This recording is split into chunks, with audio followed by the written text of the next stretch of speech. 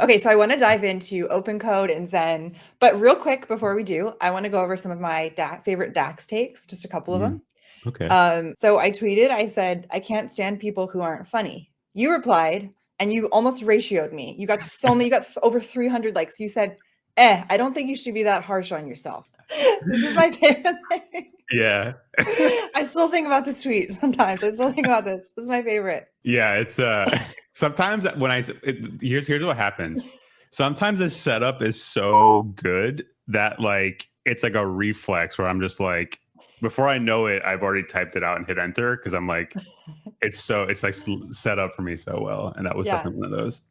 The worst thing is people who don't want to roast back, though. Like, I don't even know how to interact with this type of person. There's just nothing. There's nothing there. My favorite thing that happens online all the time is when I do that to someone I know, like if I do that to you, because you know we obviously know each other. Yeah. And then people watching it are just like, they don't realize that they think I'm just like some random person replying to you, and they get like, "Whoa, that's so mean! Like, how could you?" They get so mad and they like go to defend the person, and I'm like, "This is really funny." Wait, this is so funny. I've definitely had that. If you're going to say something and someone's like, "Oh my god, he's so mean to you," I was like, "This is so funny." Okay, so tell us about OpenCode. Can you start talking about like what is OpenCode and why did you start building it? Yeah, so the history with this is pretty like, we kind of started in a totally different place, but we all started to use LLMs for our work, and it was always a very clunky experience. It was, I'm in my editor, I'm in the zone, I got all my key bindings, I'm really happy with how it works. I have a question. Okay, I need to stop, switch over to my browser, type out my question, paste in some code potentially, submit, wait for the response, have a conversation. Then maybe I get some code that it spits out and I have to copy paste back into my editor. And this just felt really bad. I'm like, this loop, I'm going to use this loop constantly throughout the day, but it's so not the right approach. And I kept thinking, oh, browsers can technically access your file system. So I was just waiting for one of these LLMs to let you say like, oh, you can just mount a folder, which is your project, and you can mention files in your project. It can write the results back into your files. And imagine it's like all in the browser. And I just thought, okay, someone's going to do this one day. But then Claude Code came out where it ran in your terminal alongside your editor. You can ask it stuff and it can just manipulate your file system directly. And it elegantly solved the problem I had, which was the LLM can't touch my files. And that was like the first AI coding product that really clicked for me. I had the aha moment and I was like, oh, this is really great. This is a really cool way to do things. And I started to use it. I tried a bunch of AI products in the past year, but that was the first one that stuck. And I was like, this is great. This is a good way to build stuff. Then I started to think, okay, there's other models out there that I want to try. Like every week there's like a new cool model that's claiming XYZ things. Also, like, you know, we have Terminal, our coffee shop. Yes, Terminal, love it. Yeah. So we like, I had deep understanding of how much you can do in the terminal. And also like this, and we had another project that we were working on that also had like some really advanced terminal functionality. And I'm also a NeoVim user. So I like kind of understand what the ceiling of what you can do in the terminal is. And I think Claude Code does, I think the scope that they've defined makes a lot of sense. Like they're not trying to go crazy with terminal stuff. They just want something that's simple and works everywhere. And like, you know, it's just kind of friendly to the average person. But like they're never going to go and like push the limits of what's possible in a terminal. And I felt myself wanting to do that. Like Claude Code's good, but like, there's certain things that I felt like could be done better. So we had the idea to, you know, we're kicking around the idea to like, okay, maybe we should do something. Also for our other projects, we like, those were all terminal apps. So we want to integrate this type of flow into them. So we started exploring this. And yeah, so we're like, what if we built an open source version of Claude Code that was way heavy on the TUI stuff, on the command line stuff, or sorry, on the terminal stuff, and also was really flexible for any model, because that's where open source has an advantage.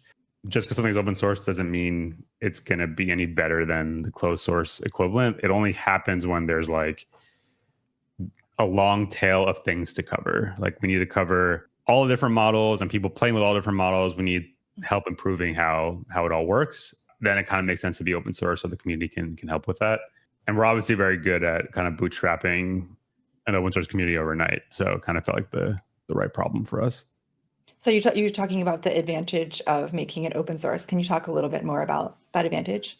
Yeah, so I think so for Cloud Code, for example, is not open source, and I think that makes total sense because there's no problem that Cloud Code has that a large open source effort would solve, right? Cloud Code, it just works with Anthropic models.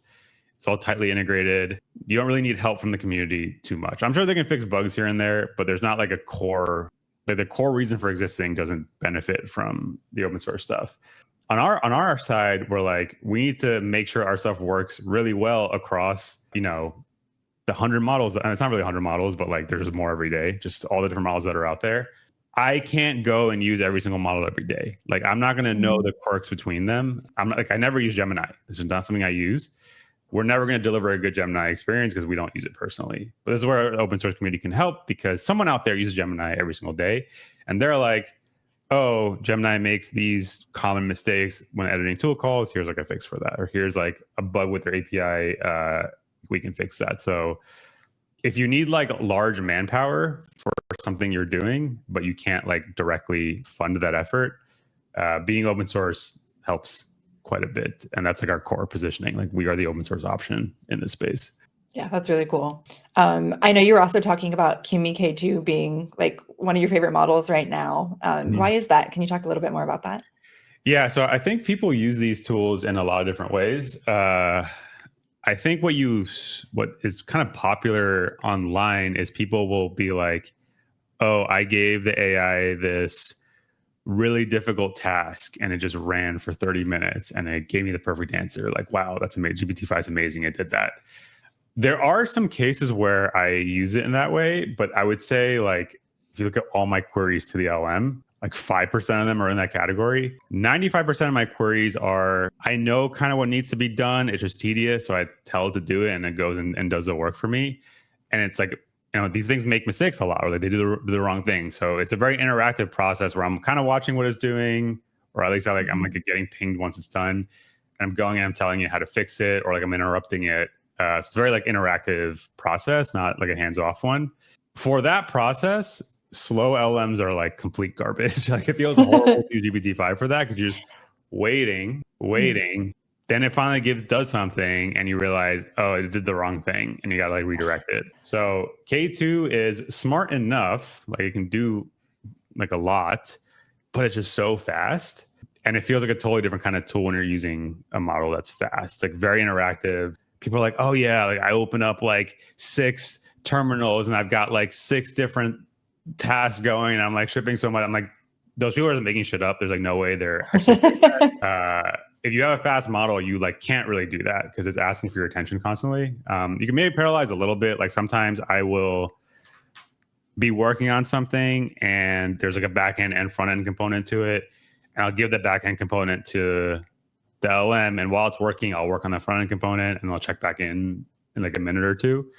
So there's like some of that I do, but this whole vision of like, yeah, I'm like in the chair, like commanding like, 100 little AI things. It's just all people role playing. I don't think it's like a real thing. Yeah.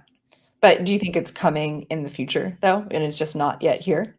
It has nothing to do with the capabilities of the LM. It's like the capabilities of the human. People can only keep so many tasks going at once in their own head. And like I said, there are times where you can do this, but you're not doing this every minute of your day. Like babysitting 10 different things going on at the same time and like, jumping between them. You probably feel very productive, but I haven't seen these people ship anything. Like, I don't see people shipping more. I don't see like more products out there. I see a lot of like, I call it masturbation. Like this is just like LLM masturbation that people are just like super into. Oh yeah, like I run these all in parallel, then I take the output of GPT-5 and I shove it up the butt of Opus 4.1, and then you get like the perfect. It's just like people just love like feeling like they're doing something, but they're not really. Yeah, I think that is so true. And then just talking about it on Twitter. Yeah. I think a realistic, like the actual realistic version of this, or how it would actually work, is I heard you and Adam talking a little bit about this, about having a mobile OpenCode, and Yeah. then like having it run a task, and then maybe like you're off with your kids and then kind of coming back to check on it, but being on your phone, like the actual real way this is happening. Can you talk a little bit more about this or plans for this? This Yeah. sounds very exciting to me. Yeah. So the other thing is these tools do much better in mature code bases. And I think this is something that is not focused on because everyone is just so focused on like, oh, look at this bullshit I built in a day. And oh, it's so amazing. But like, the project dies after a day. In mature code bases, there are really mature patterns of like, generally when we're building a feature, here's how we do it. Or like almost any new feature looks very similar to an old feature. Or there's a really good testing suite so that there's a feedback loop on, hey, did I break something, whatever. In these types of code bases, which again, nobody talks about, letting stuff go asynchronously works a lot better. So this thing where you can give it a task and kind of like check in asynchronously works way better. So I imagine something like a mobile app where it's not competing. So the reason I'm like okay with this more asynchronous flow in mobile is it's not competing with anything right now. Like if you're taking a walk and you're just like scrolling Twitter or whatever, that's what's competing with. It has to just do a better job at being productive than being not productive. So we are still going to have like a mobile experience for this where you can like, give itself and you get a push notification. You'll even see like a live activity on your iPhone of the progress and stuff. But again, this is really this like 100% hands off. Like I'm not even like using the editor. There are cases where it can work and it can be fun and it slots in. It's just, I just don't think it's going to be like the default or like or at least right now, it's not the primary way of using these things. Yeah, that makes sense. Yeah. So OpenCode is basically an AI agent. I feel like I don't even know what an AI agent is anymore. Like the term is so overloaded. Yeah. Could you tell me like there's so much hype about it and I see very different definitions of what it is. Yeah. I mean, I made so many jokes about this a while ago where I'm like, we just added a new word for no reason. But okay, I'll be a little fair. Like I see the reason for the term. When you're using an LLM and you're just prompting it and getting a response, that's like one way of using it. When you're giving it a goal and giving it access to tools and it's just going to keep running until it achieves that goal, that's like a kind of different way of using it. And that's what people categorize as, okay, this is an agent. By the end of the day, it's just an LLM that has access to some tools. Like I can edit a file or I can read a file or I can like look up something on the internet. And it's just going to decide to it's going to think about what tool to call. It's going to call tools. Then it's going to use that result as a new input. It's going to think again. It's going to call a tool. The result as a new input. It's going to keep repeating that until it decides the task is complete or like, I don't know how to solve this. And then you get the response back. So that's why people say like agentic workflows or whatever. It's kind of what they're talking about. And obviously in coding, this has been pretty big with Claude Code. Pretty much every like cursor has added this type of workflow. There's like a million options for you now. But it makes sense in other contexts as well. We've been seeing people use OpenCode. I actually recommend people don't do this for like a real production app, but people do use OpenCode to power all kinds of workflows that aren't coding related. If you think about it, like let's say you are some kind of business that has like 1 million contracts in some kind of directory somewhere, and you need to query it, giving it to an AI agent to like run grep and like scan through them and try to figure out the answer and connect the dots. That works really well. And we've seen like people prioritize flows like that. But I think for coding is where it's like the most useful and the most adopted. There's probably some use cases outside of it as well. Yeah. And I do love how OpenCode is like running locally on your machine. And so it doesn't feel like you're having to, like be cloud-based or switching back and forth. I know this is probably like a big question, but I want to talk a little bit about like, how does OpenCode know like what tool to use? Yeah. So this is the part that this is another thing that I talk a lot about is we don't do anything impressive or smart in OpenCode. All the magic is in the model. Like the people that make the models teach them how to solve problems. All we do is take that and put that in a loop. And the process of putting that in a loop makes magic happen, kind of. So people in this space start to like believe they're doing something incredible, but it's nothing like that. The model decides what tools to call. We just need to make sure we call them. We need to make sure we implement the tools in a way where it's resilient to mistakes the models make. Like sometimes when it tries to edit a file, it like kind of fucks up exactly the input it gives us. So we gotta handle that. But again, it's nothing like revolutionary. And the model decides when to stop and when to keep going, and it's all in there. Like they're trained to do this, and our side of it is just last mile, like making it into a product, doing basic things like, hey, when it edits a file, maybe you should run the formatter to make sure it's formatted. Just like stupid product stuff like that. Yeah, that makes sense. I want to ask a little bit about maybe for someone, I feel like I talk to a lot of people like this who haven't, like they aren't really using their terminal that much, but they're maybe like curious about being more like terminal based or checking these out. Terminal Like what are curious. some, Yeah. you're terminal curious? Yeah, like I wasn't really using my terminal as much, and then like years ago when I met Prime and everyone, and then I got into NeoVim, obviously. But what are some of like the benefits or why you would encourage someone to kind of check it out more? Yeah, I think so I think people, for some reason, people get really upset at OpenCode because they're like, "Why are you trying so hard on a terminal app? Like, just make it a whatever." And I keep it. What's funny is like we're building other, like OpenCode itself is a server. It's like it doesn't have a front end, and we can build any kind of front end you want for it. So the terminal UI is just one front end we built. We're working on like a web UI. We're working on like other experiences.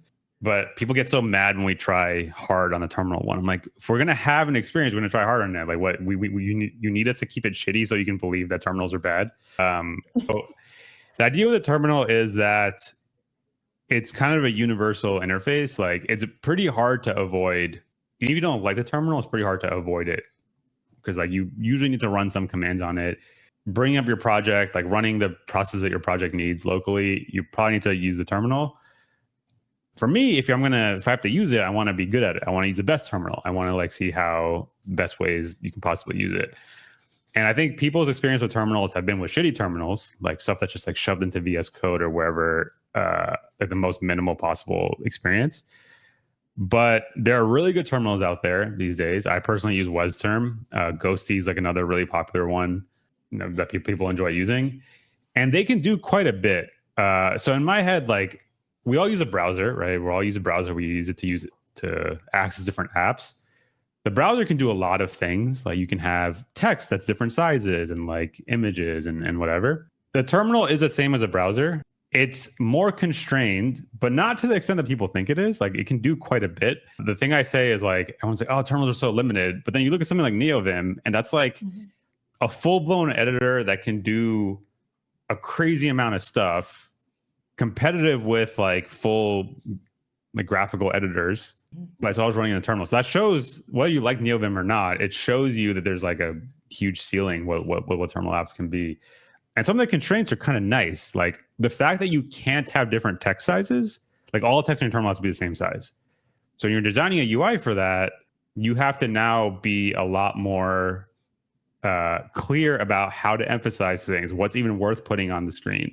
So I feel like the constraints, if given the constraints and there's someone that cares, you end up with better apps. I don't think that answered your question about like what that's my pitch for why you should maybe care about this, or maybe your perspective on terminals is maybe a little off. But yeah, I mean, you just start by like, I think most people start by, oh, I got to use Git. I got to use Git in the terminal. I mean, there's Git UIs that people are popular with, or I need to bring up my project. I need to do npm dev in my terminal, or I need to like compile this app in my terminal. But if you start to use like full-blown apps like Tmux or NeoVim, you sort of get more familiar with what's possible, and they're very powerful. Like you can do quite a bit with it. And like I said, everyone has to have them. That's why we built OpenCode, which means any developer in the world can fit OpenCode into their workflow because they probably have a terminal that's there. Yeah. Also, you don't have to. People get like, this is one of those things where people, when I talk about terminal stuff, they think for some reason I'm showing off, and then that makes them upset because they're like, he's saying that if I don't do that, I'm not cool. So he's saying that I have to do it, but fuck him for saying that. I'm not saying any of that. Like, this is like a place that I've spent time in and I find interesting and I find fun. I think there's like some useful things that can come out of it, but you can also just not care and shut up and stop replying to me on Twitter. Yeah, X. Yeah, I think people feel this way about like Vim or NeoVim when you're talking about using it. I mean, obviously there are some people who feel they're better than others for using it, like me. No, I'm just kidding. But I think it's just that it's like you're not trying to say you're better or cooler. It's just like something that you fell in love with using and wanted to be talking about because it's interesting. Yeah. Yeah, there's like, if you go deep in anything, it can be anything. Just anything, there's going to be something useful you're going to learn out of it. And what I hate is that people don't want to go deep, which is fine. Can't go deep in everything. You know, you can only go deep into stuff that you're interested in. But they want to reject that going deep into it is even useful, right? This happens with NeoVim all the time. The classic thing that people say about NeoVim is like, "Oh, you guys are just like, why do you care about using your keyboard quickly? Like, coding isn't typing, it's thinking. I only spend like X% of my time typing." But for me, if you use these tools a lot, you actually realize something totally different, where it's not about how long it takes for you to type out the code. It's not really about how long it takes to like get to a file. It's not really a speed thing. It's entirely an energy thing. Like if I have a thought of, I need to go to this file and I need to like make this change, the more cumbersome that is to find the file to then make the change, the more like my energy that starts to sap. I feel like friction in doing that. And that adds up over the day. And after, for most people, after 4 or 5 hours, they're like, oh, I'm like, I can't code anymore today. But that's because of these frictions that add up. And when you use something that's like a lot more powerful, it's maybe a little more difficult to learn. You feel more energized as you use it. You can go for longer. Like you don't get as burnt out. And that's like the reason to like kind of go deep in some of these tools, because if you do learn them, they can eliminate all these micro frictions that are annoying you all day. Again, you don't have to, but for people that do, that's kind of what they experience. That's a benefit of it. It's not this thing where we just want to feel cool. That I kind of convinced that that's why this is. I've been using Vim and NeoVim for 10 plus years now. Like it wasn't even a thing that you could show off when I was first using. Yeah. Yeah. Yeah, I feel similar in that talking about it so much was like less about being cool, but then I got really obsessed with wanting to learn it more just because I felt like it was kind of like the gateway for me into like understanding my tools better. And just like the competency of it and learning like the skill and using your keyboard less. Now testing out other text editors, actually, I feel like there's this pause where I like take my hand over to the keyboard when I'm like trying other things, and I'm almost like not used to it. But what I love about, you know, when I've been using like OpenCode, just like I've got my terminal, I've got like Vim open and then OpenCode, and like everything is so local, and it's like I don't have to switch away from anything or go out of flow or like pull up a different browser. I mean, there's so many cool tools out there. Like I love Zed, I love Cursor, like there's so many cool things to use. But what I love about OpenCode when I've been using it is just like everything staying like so locally and like feeling so in flow in that way. Yeah. Yeah. And like this is, we build products that we use ourselves. And the reason Claude Code was the first thing that really clicked for me was because of that. Like I didn't want to switch my editor. I'm not going to do that. And all like the NeoVim plugins that tried to use AI, like I did try some of them, but like never really clicked. But yeah, this idea of just being able to flip between these two things all in the terminal, like terminals are very good at flipping between things if they're all live in there. Yeah, you can get into a really nice rhythm. Okay, I want to talk about Zen. You just launched Zen. Can you talk about like what Zen is for, you know, it was just launched this week, so I'm sure there's a bunch of people that are still not familiar with it. Yeah. Not yet. Yeah. So if you think about how I described OpenCode, I was like, it's very flexible, very configurable. You can use whatever model, you can hack it, you can customize it. There's like so many ways to tweak it. When people hear that, they think, oh, they're like the advanced user product. This is for people that like really want to tinker. They're not the everyday user product. But these things aren't in conflict. We start with the primitives and then we build up to like a good default experience. The downside of being able to use any model is, oh, what model should I use? If you're just the average person, like you have no idea. You're like, okay, I hear this Kimi K2 thing is pretty interesting. Let me go figure out how to plug that in. Maybe you find Open Router, sign up for that. It gives you access to 100 models, seems useful. But then when you go to use it, the experience is really variable. We didn't really understand this right away because we were kind of like we were in the space, so we like knew where to find hosting for these models. But in our GitHub issues, every single day it would be somebody, hey, I tried to use this and I had this error, like the LM is randomly stopping in the middle, or like I'm getting this like random HTTP error, or like I'm getting this random tool parse error. And what we learned is these open source models that are coming out constantly are actually very, very good. But then when you go to use them, depending on the provider, they could be really bad, especially for using coding. So for using coding, like you really need them deployed in like a high quality way, especially with all the tool calling stuff. So we just constantly kept seeing people complain, this isn't working, that isn't working. And they blame us because they're like, oh, this isn't an open code problem. And I get, like, it makes sense. Like, you're trying to use this thing, it doesn't work. You go to the people that respond to GitHub issues. So we're like, how do we make it so, yes, you can, if you're like an expert, you can go crazy and tinker everything with open code, but how do we make the, I know nothing, I just want to get going and have a good experience workflow better? So we really liked what OpenRouter did. It's like a single thing you sign up for, a single API key, and you get access to a bunch of different models. Whatever is new and cool, they get added there pretty quickly. But their approach was to give you as many providers as possible for any possible use case. We realized we don't need to have 50 providers backing Kimi K2. We just need to have a few good deployments that we've tested, make sure work well, that we have SLAs with, that we can talk to the team when something goes wrong, and ensure that we're really high quality deployment for it. And it's also something that we use ourselves, so we know that it's good, like it's good enough for us. So yeah, that's what OpenCode's Zen is. It gives you access to some of the brand name models like Claude and GPT, but also like the latest and greatest open source models deployed in the best possible way. And it works with OpenCode, but it works with anything else as well. Oh, it works with anything else. Okay. Yeah. So you can plug it into other tools too. Like, we don't care if you don't use it with OpenCode. So you can plug it into any tool, and then essentially you're going to have like the best model, the fastest model for your use case there, but like specifically around coding.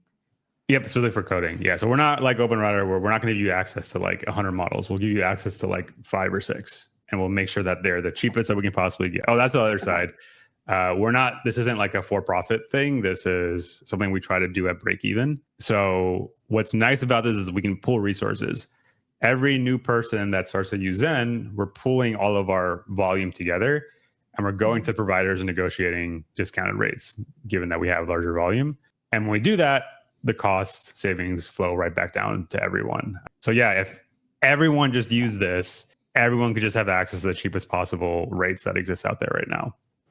That's great. So it's like the more and more people using it, the better it will be. I love that. Yeah. We have like a whole plan where like we know when we hit these volumes, we can now unlock different approaches of hosting this stuff that like drive down costs even more. That makes sense. Yeah. When it comes to like the models and, making them like faster and cheaper and like looking at inference, like what are your generally, how do you decide upon like picking a good inference provider, or what are you looking for there?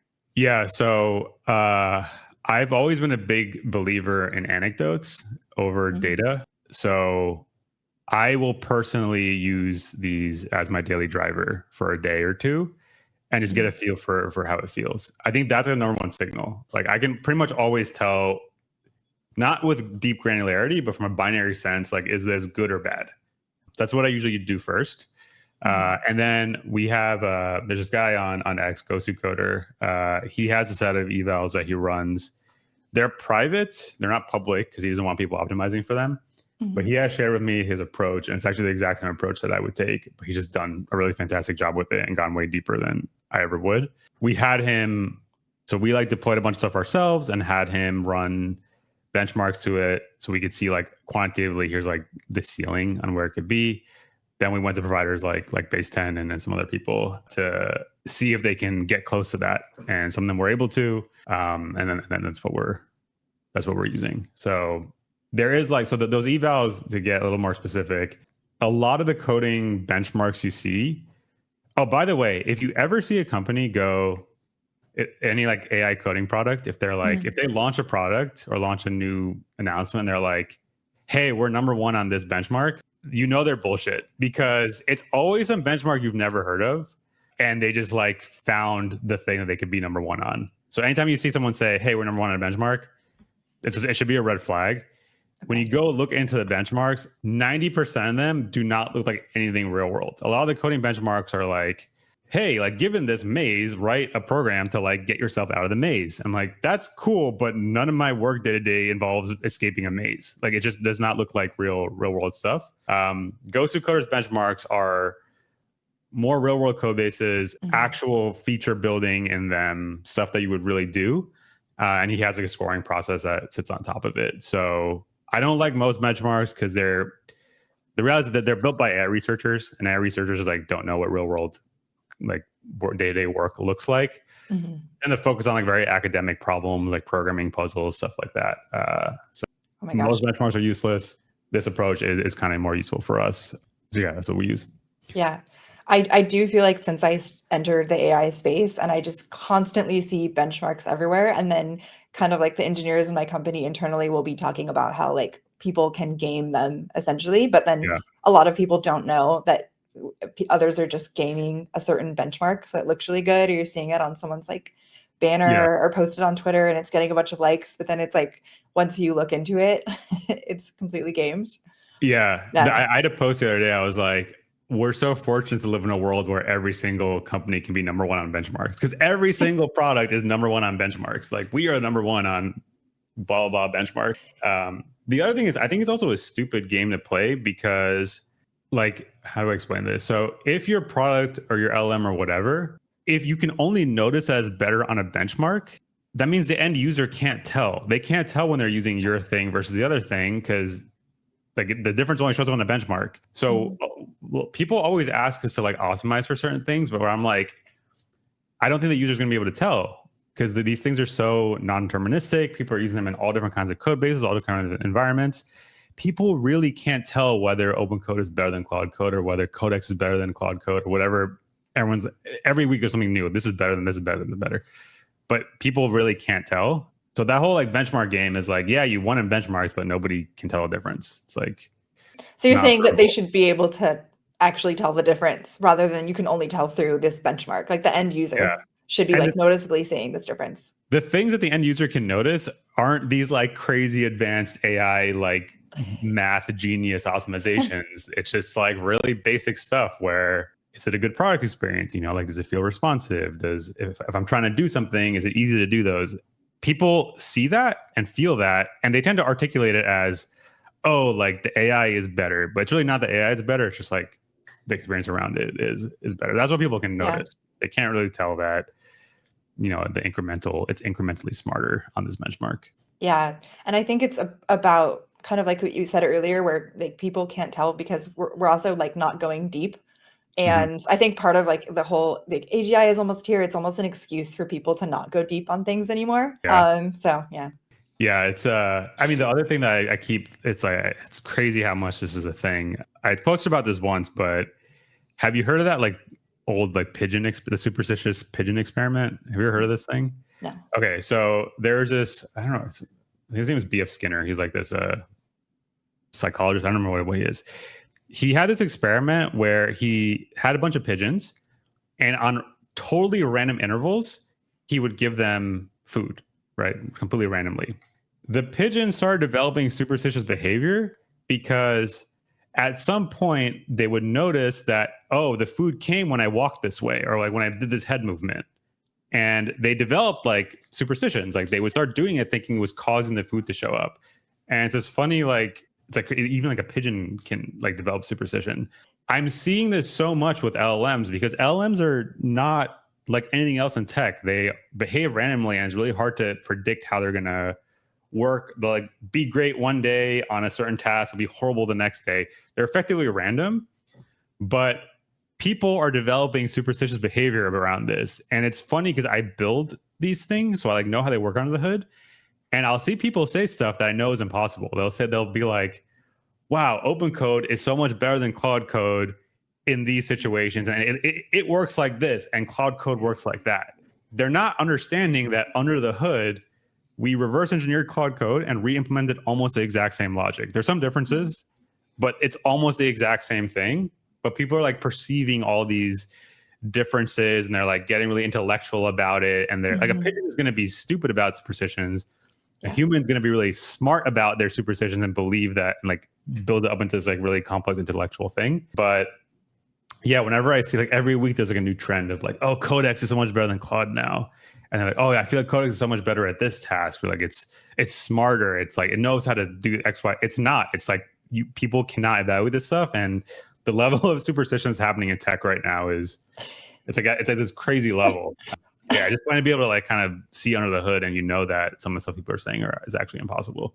That's incredible, because as you were saying that, I was like, oh, I'm not one of those pigeons. And then I thought, no, I absolutely have superstitions about like which model I'm going to use. Like even for just like a cooking recipe or something, I'll reach for one. I'll be like, oh, and I'm like, this one is more like emotionally intelligent. Like just as you were saying that, I was like, oh, I would never be a pigeon like that. I was like, wait, actually, I have a lot of superstitions. Yeah, it's impossible because our brain is wired to find patterns. Like when this thing happens, this other good thing happened. It's because of that first thing. But yeah, it's like I think in tech, almost everything we do has been very deterministic and not random or complex like this. So I think our industry is being exposed to this for the first time, and we all think we're so much better and so much more rational than like the rest of the world, and we're not. Like we're exposed to this stuff, and we are literally operating the same way that people that are into astrology feel, and like it's all the same stuff, and it's all just human nature. Ooh, that's a hot take. I think people are not going to like that about they're deciding on their models like astrology. you smart engineer that you think you're so smart, like you're basically doing astrology when you have opinions on these models or these tools. That's so good. Yeah. Also, this is my favorite comment. It said, "New achievement unlocked. Dax called us dumber than pigeons." No, what I'm actually saying is you're smarter than a pigeon, but you're behaving the same, which makes it more annoying, right? Like when you're making the same fundamental behavior, but you're acting smart about it, like that's just annoying. Yeah, I'll take the pigeon over the person. So I love how you say it as like, it sounds like a compliment. Like, oh, you're a little smarter than a pigeon. No, you're a little smarter than a pigeon. Yeah. I also feel like so much the superstition like that, like there's connection there with just like what seems popular at the time. Like if everyone is saying then one of the models good, right? Like you just said Kimi K2, you're like, oh, these are the reasons. And so I started thinking, oh, I think maybe I should use it. Like this is a better model, just like based on what you said, a friend is telling you, or like you see a popular influencer talking about it, and so you're getting excited. It's like pigeon groupthink. I don't know. Yeah I mean, so I try to focus on stuff that tends to be like I can't talk about K2's intelligence or like how well it solves tasks. I just know it's fast. It's literally fast, and that's like a fact. Like you can't. That's actually something that's measurable. Yeah. That's why I'm into it. It kind of enables some new workflows. But you're like, it's actually not superstition in this case. That's good. But yeah, I mean, we see this all the time because people are just like, it's funny to have to be honest because it cuts both ways. Like there's times where people are like, OpenCode sucks and Codex is so much better. But there's also times where people are like, OpenCode's so much smarter than Codex, but like to be honest across both, you have to tell people like that's not the case in either situation, even when it's kind of benefiting us. But yeah, people are just primed, like they like the products, they're primed to feel like it's also smarter or more effective. Yeah. What else should we talk about? Let's see. We talked about kind of some of the reasons like you use Zen kind of like instead of OpenRouter and things like that. What have I missed? Chat, what have I missed? I've been ignoring chat for a while. What about some of the questions there were some ridiculous questions that people wanted to ask me. Okay, I can go look. I'm scared. It was mostly about your hair. Yes, you're like, hair or hair? Yeah, you can pull it up. Well, there was about your favorite open source coding model right now, the daily driver, which you kind of already talked about. Yeah, so I'm using K2 as my default right now. Yeah, but it changes for me every week. I'm actually the worst person to ask about this because I'm forced to use new models every week so I can test our stuff. So I never like settle on anything. I'm never like settled. I'm just always trying whatever we're testing. Yeah. But right now that's K2. So you're the worst person because you're just constantly trying new ones and you won't be sticking. Yeah. Someone asked, how did you grow that thick beard? Okay, I'm gonna try to inspire people right now. So people see my beard and they're like, wow, it's like a thick, full beard. There was a time when I would try to grow a beard and I had these two like crazy bald spots right here, like totally bare, like two circles. And I'm like, man, I can never grow a beard. And almost every guy that tries to grow one has something like that. But then 1 month I was like, fuck it. I don't care how bad this looks. I'm just going to like wait it out. And I like 3 or 4 weeks in, it started to fill in. It started to like the patches went away. I just had to like get through this really awkward phase. And since then the beard has been solid or just been getting better and better. So that's amazing. Was this a long time ago, or is this like when you were with Liz? Was she seeing this like awkward? No. I was fully baked when I when I met her, thankfully. I was probably Yeah. like 24. So even like, Okay. as an adult, I didn't have like I still had like my beard coming in. So if Yeah. you want to grow a beard, maybe it's possible. Maybe you're just giving up too early. You're gonna have to deal with looking like really bad for a while, but Yeah. yeah. Yeah. Do most guys like just give up too early on it? Yeah. I think so. I feel like, I mean, I think a lot of people can't grow a beard, but sometimes I see people and they like give up because it looks bad. I think it can look Yeah. better if you just keep going. Yeah. Yeah. That's my advice. The talking about just giving up, I feel like it just in the air right now, like because of AI hype and things like that, is just like people giving up on learning hard things. Like I feel like I see this all the time. It makes me kind of sad. What are your thoughts on this? Someone DM'd me about this. Do you think this is like an SF thing, or do you think it's like, In SF, it's the opposite. Everyone is so optimistic, and but I feel like I see this on Twitter. I feel like in SF, at least people here are like optimistic about it, still learning hard things, still learning like deeper fundamentals, building things. But I feel like in other areas, or maybe yeah, it's just a Twitter thing and it's not real. But I do feel like there's like a pessimism. yeah, I think there's always people looking for excuses not to do stuff. There's like, it's kind of always a thing. And yeah, I think this Yeah, hasn't helped that at all. But I have learned more in the past since LMs have come out than I've ever learned in my whole life. Like I've become an expert in things that would be very difficult to even access the knowledge for before, because it's like obscure. Like all the terminal stuff is a great yeah, example. There's not like a well documented place of how terminals work and like all the different quirks and all that stuff. But kind of hacking together stuff by talking to an LM has let me go really deep in something where before I would see that and like, we're like a business and I'm like, can I risk trying to do something and something that seems kind of difficult to learn, and like, do I even know if I can pull it off? Now that so much has been de-risked, like we can take swings at all this stuff because we know that I can use an LM to learn. I can use an LM to write some of the code. So for me, it's been yeah, just amazing. The thing I keep saying, I've had a few posts, and whenever I post it, like people, it tends to get a lot of likes. I feel like the funniest outcome for all this, which is getting more and more real, is programming has always been like a cushy job. It's like a desk job. You can potentially do it remotely. It pays well. People treat you like you're smart, even though most of you aren't. Everyone but me, right? You're talking about Yeah, everyone else but me. everyone else that is out there. It's always been an amazing job. Not always, but like, it can be an amazing job. I feel like LLMs like have shown up and have taken this amazing job and made it more amazing and will fail to eliminate it. So like now any like bullshit tedious thing I need to do, like I need to write like a CI script for GitHub Actions. The LM takes care of that. It took my already really nice job and made it so it's even nicer. And I don't think these things are going to eliminate my job or anyone's job. So I think we're going to end up in a situation where like being a programmer is like better than it ever was. Like people should hit us even more now because like it was already like this really cushy job and now it's even cushier. So I think the pessimism is kind of unwarranted because if you just look at it on paper, it's way easier to learn anything now. Anything that's tedious can be removed by this. And what's left is, so that's like a really great combination of things. So yeah, I get why the pessimism's there. I get why like the way that some of these companies talk about the future of this stuff is so scary and wrong. And it's their fault for the pessimism, I think. Like they kind of went about marketing this stuff in a bad way. But if you actually look at what people's day-to-days are like, it's hard not to be anything but optimistic. Like my job is better than it ever was. Yeah. I love that take because I feel like all I see, at least online, is the opposite take. And I think obviously there's the companies that are like incentivized to say like you can replace all your developers with my tool, right? So that's a Yeah, tricky part. But I feel like all I see is the opposite, and just like software engineers are cooked and things like that, which makes me quite sad. Like I think Prime talked about this. It's like people who are saying this, it's like you're stealing hope from all of these people that are yeah, excited to like learn something deeply and become deeply technical. yeah, yeah. Exactly. It's like these things.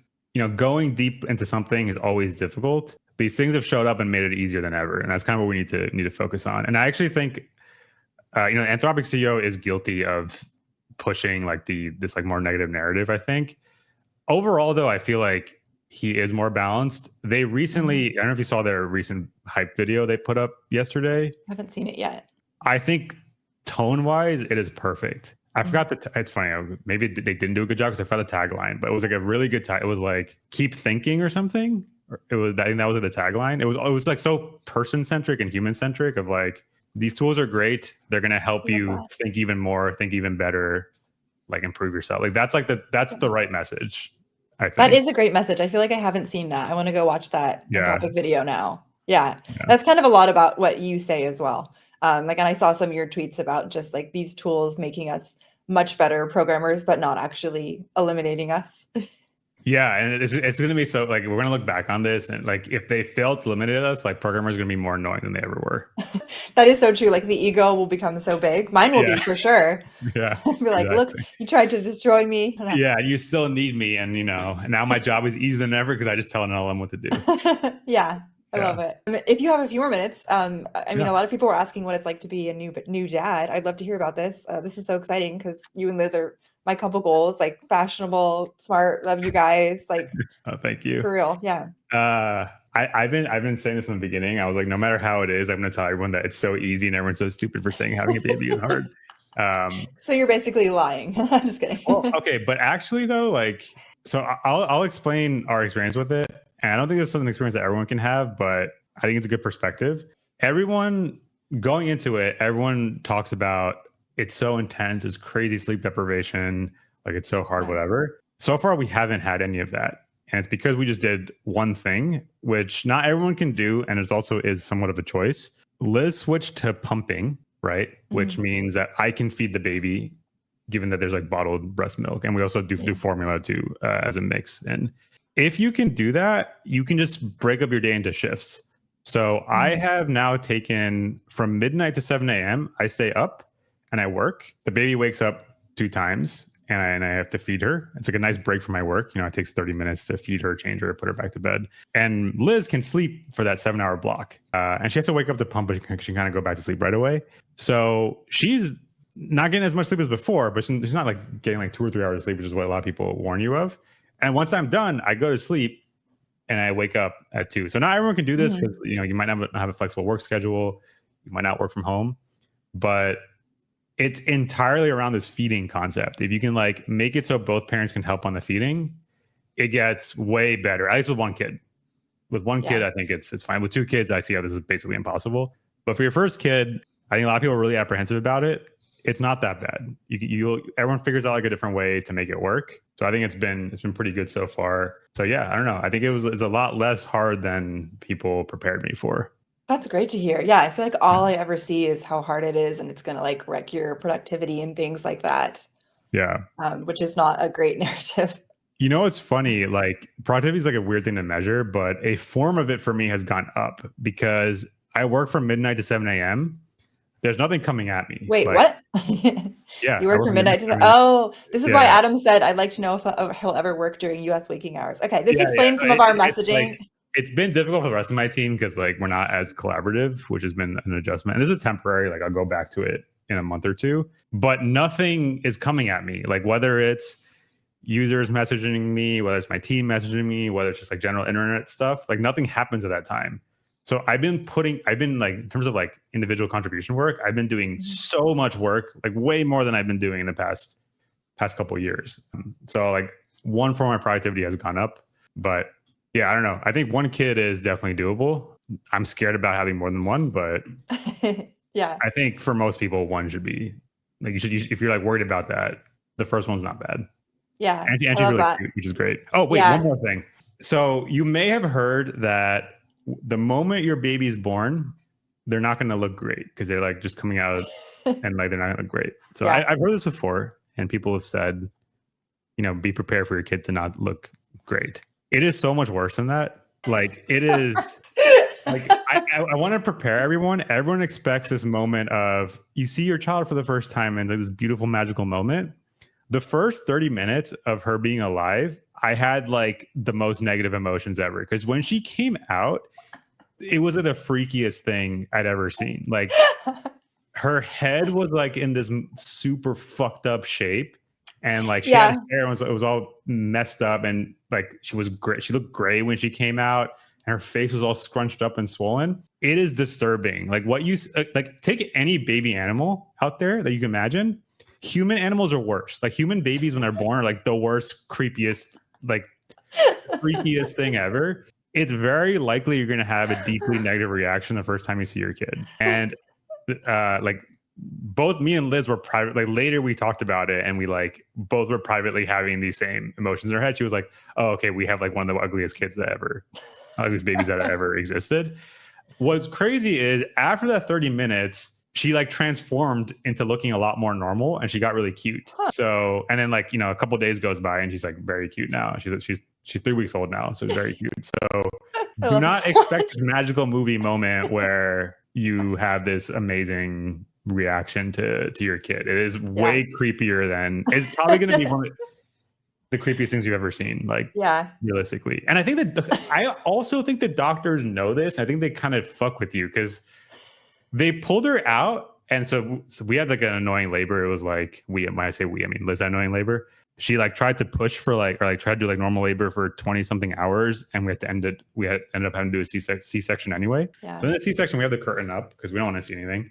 Then like we hear the baby cry, and they immediately like get my attention to show me the baby. That they like kind of show her, like the second she comes out, they show her to me like this, and she's just like flailing and creepy and disgusting. And they're like, "Look, it's your baby," and I know they know that she looks creepy, and I feel like they just enjoy fucking with the dad in that way. The other messed up part is I walked over to the other side to like, because they're like cleaning her, and like I never wanted to cut the umbilical cord. I think I'm like not into that. And Liz was like, "I'll do it. I'm into it," but she couldn't because she was in the wrong position. So they made me do it. I hated it. It's They not made you do it. either. You have to like, I went like that, but it's really thick, so I had to like do it again, and like it was not fun. Oh my God, that's too funny. And then I turn around and they're finishing up the C-section. I'm also not someone that's like curious about stuff medically.